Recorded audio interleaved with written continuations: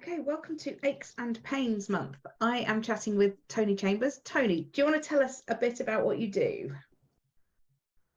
Yes, Emily. I'm a clinical nutritionist, a registered clinical nutritionist, and I'm perimenopausal myself. So I'm going through all the changes that everybody else is going through. And I see a lot of all perimenopausal women in clinic. And I have, because I tend to be giving, the similar advice, I've kind of put together a 12-week program to go through. I like to look at it as more of a reset, so people can really evaluate their lifestyle, their diet, and a whole host of things during that 12 weeks. The main aim, and it is related to the topic, is looking at sources of inflammation. That's a big part of the program. Awesome. And yeah, you've seamlessly moved us into the topic. So, I mean, a lot of people find they get really nasty aches and pains. And I see people in the Facebook group saying, "Oh, I feel like I'm 90, not 45 or whatever, and everything hurts." So what's going on?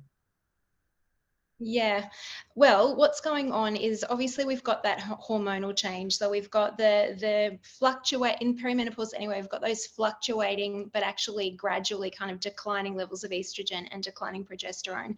And it's the case of you don't know what it does until it's gone. And I'm talking about estrogen.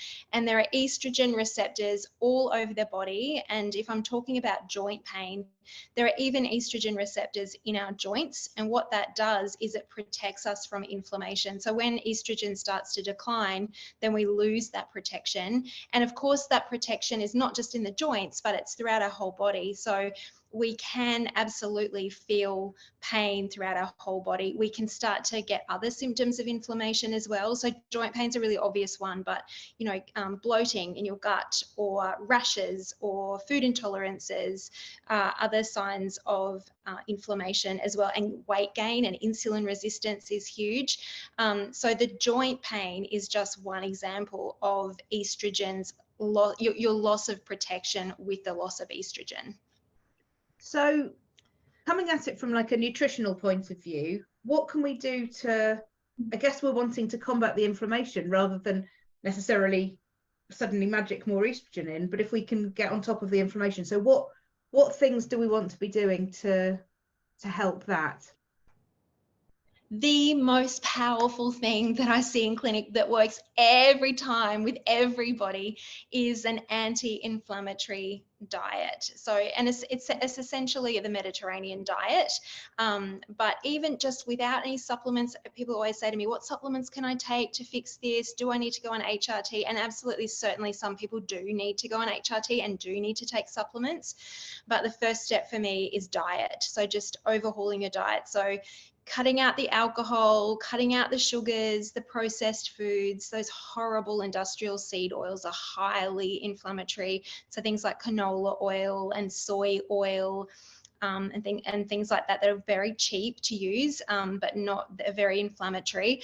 And then lots of veggies, lean protein, cutting out dairy and gluten. So people kind of often roll their eyes and go, "Oh my God, I can't make those changes. That's so hard." But just give it a try. Like, just try it for a couple of weeks. Give yourself that chance and just notice the difference. Like, write down your symptoms. Okay, if you've got joint aches, write everything down that you're feeling, and then in 2 weeks reassess. But do the diet properly for 2 weeks, and just see how you're feeling. I can almost 100% guarantee you that you will lose at least 50% of your symptoms, at least. So I'm always about people kind of what they can add in rather than focusing on removing things. So we're talking about adding in veggies, yeah. We're talking about adding in lean protein. Yes. So what Yes. what I mean, if we were to run through just a really typical day of meals, what would that look like for breakfast, lunch and dinner? Just to give people an idea of like really simple things they can do.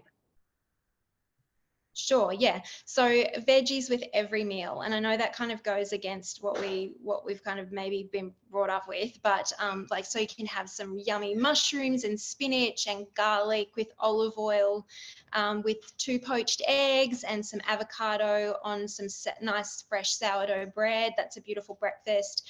And then for lunch, and again, 2 cups of veggies or salad greens, depending on, I guess what the season is and how cold it is. And then just a nice piece of salmon, and again with beautiful extra virgin olive oil. You can make a really nice dressing with garlic and lemon and olive oil. It's delicious as well. And then in the evening, you can do a similar thing. You can even make a nice curry in the evening. Like you can make it with some fresh grated turmeric and ginger and garlic again. But ginger and turmeric are anti-inflammatory, and that coconut milk or coconut cream helps the turmeric absorb, because turmeric is traditionally pretty hard to absorb, but with the fat, it's really easy to absorb. And then some nice chicken or some beef or whatever, or tofu if you're vegetarian, and a little bit of rice and lots of veggies. And if you're doing about 30 to 40 grams of protein per meal, you'll be full. Like, it's hard to eat more than that at any one meal.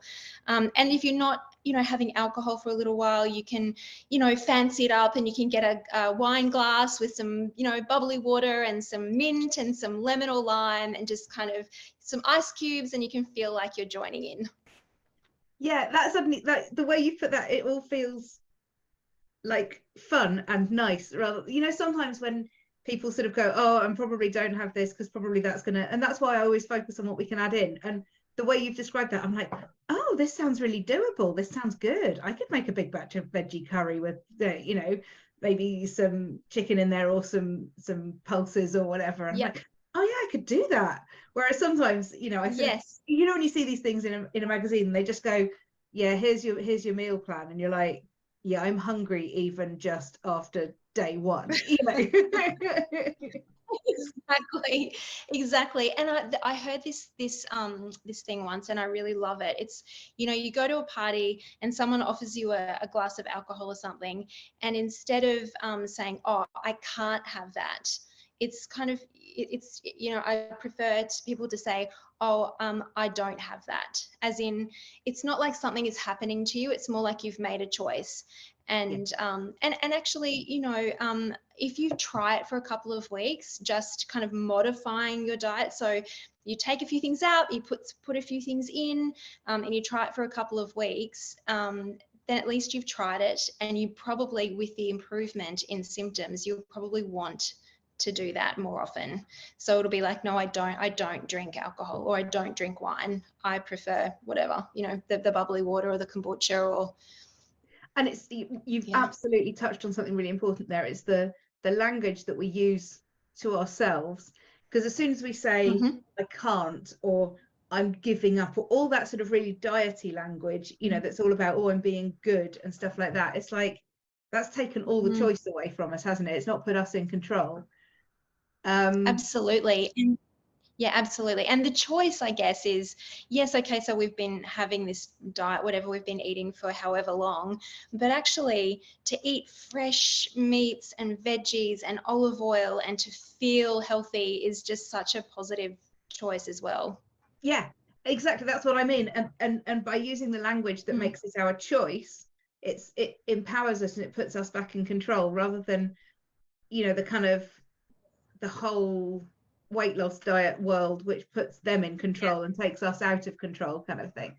And as you say, by trying that for a couple of weeks, people should start seeing a reduction in aches and pains, a reduction in brain fog, a reduction in so many of the negative symptoms, shouldn't they?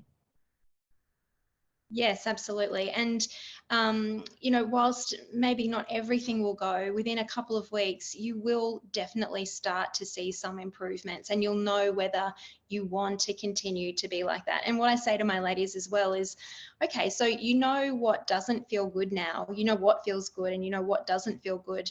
It doesn't mean that you have to go out into the world and be this person who who doesn't eat this and that. You know how your body responds to things. So if you're having, if there's a birthday celebration or you're going out with your girlfriends and you want to have a glass of wine, then you can make the choice. I know that I'm probably not going to feel great after having that, but actually the fun I'm going to have with my friends having that glass of wine outweighs that. So I'm happy to make that choice. But at the moment, but if you don't know, then you don't have the choice. You don't know what that thing is going to do to your body. So at least you have the tools and the information and the knowledge about your body as it is right now. Yeah, absolutely. I love that. I love it. And I always advocate that, people getting to know what their body wants and how it responds to things so they can make an informed decision. Do I want to have the short-term fun stuff and as a trade-off know that I'm going to feel pretty rubbish the next day, but that's cool? Mm-hmm. Or actually, do I want Mm-hmm. to not feel rubbish? And in that case, my trade-off is that I don't do the stuff that I've perceived to be the fun stuff. Yes, exactly. And we have to remember that we need joy, like having joy, laughing with friends and connecting is such a huge benefit to our health in and of itself. So that's why you can make the choice. You can say, actually, I choose to have fun in this way with these people right now because that's what I need for my health. And if that means then I have that glass of wine, so be it. Yeah, absolutely. I love it. Thank you so much, Toni. Thanks very much, Emily.